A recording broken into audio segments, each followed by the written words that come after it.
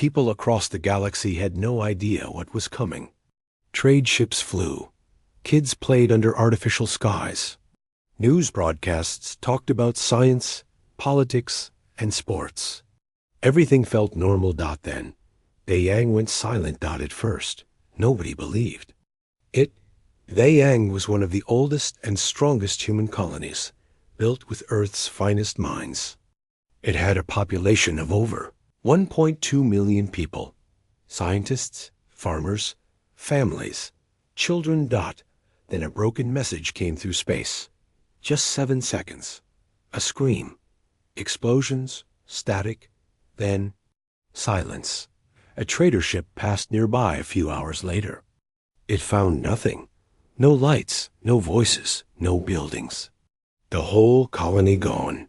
No smoke, no signs of war. It was as if Daeyang had never been there. One reporter said it best. It was like someone erased them. The galaxy held its breath. Who did it? Why? Was this a warning?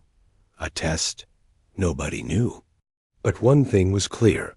Humanity would not forget. They would never forgive. Admiral Kang Daehyun had seen war before. He had lost men. He had watched ships explode and soldiers cry out in pain. But nothing had ever made his hands shake like the Daeyang report. He stood on the command deck of the Unnis Thunderborn, the largest warship ever built by human hands. His face was calm, but inside, he felt the weight of every lost voice from Daeyang. A whole world turned to dust. And now, across space, humanity was waking up not with fear, but with fire. Captain G. Ariam, his second-in-command, stepped up beside him. Her voice was tight, her eyes focused. "We have confirmation, sir. It wasn't an accident. The ones responsible call themselves the Awaken Dominion, an old empire. From deep space. Arrogant, cold. They think they are above us."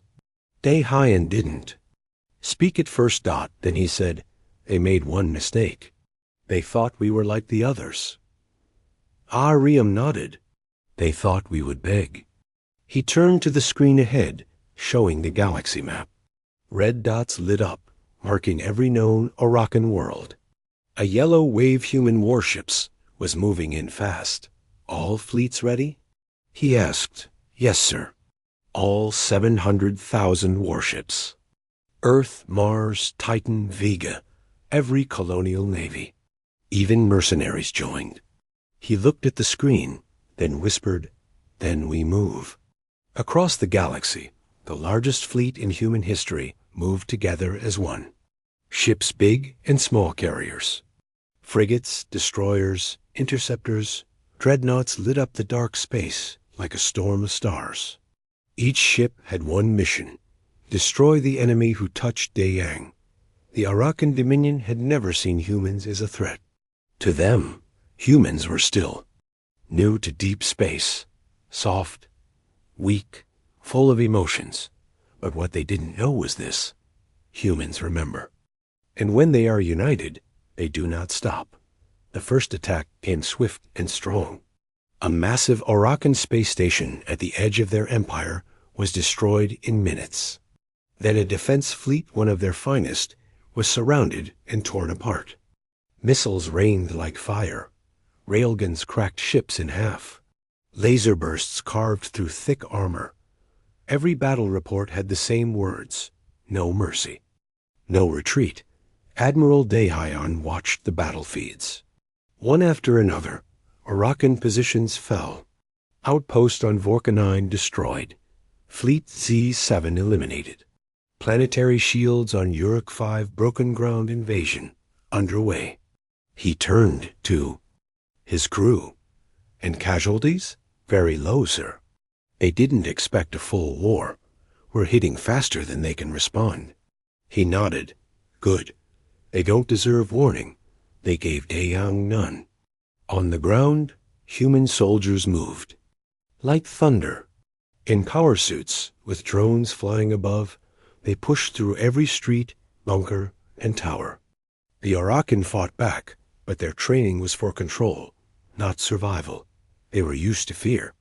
They were used to others surrendering. But humans did not surrender. Not after Daeyang. The soldiers did not take prisoners. They didn't stop to raise flags. They didn't celebrate victories. They only moved forward. On the Arakan capital world, panic had started. For the first time in 10,000 years, the Dominion faced defeat. Not just in one place, but everywhere. Supreme Executor Volvar sat with his generals, staring at maps full of red. "How did this happen?" he shouted. "Where is our navy?" "Crushed, Executor," said a frightened advisor. "Their numbers are too high. Their weapons are too advanced. They do not fight for land. They fight for revenge." Volvar slammed his fist on the table. "And give them peace. Offer a treaty." "No response, sir. We've sent 7 messages. No answer. They are not here to talk." A heavy silence filled the room. And then someone whispered what they were all thinking. "They are here to punish us." Back on the Thunderborn, Daeyang stood quietly. He could feel the change in the air. The crew spoke less now. They weren't hungry for glory. They were focused, sharp, serious.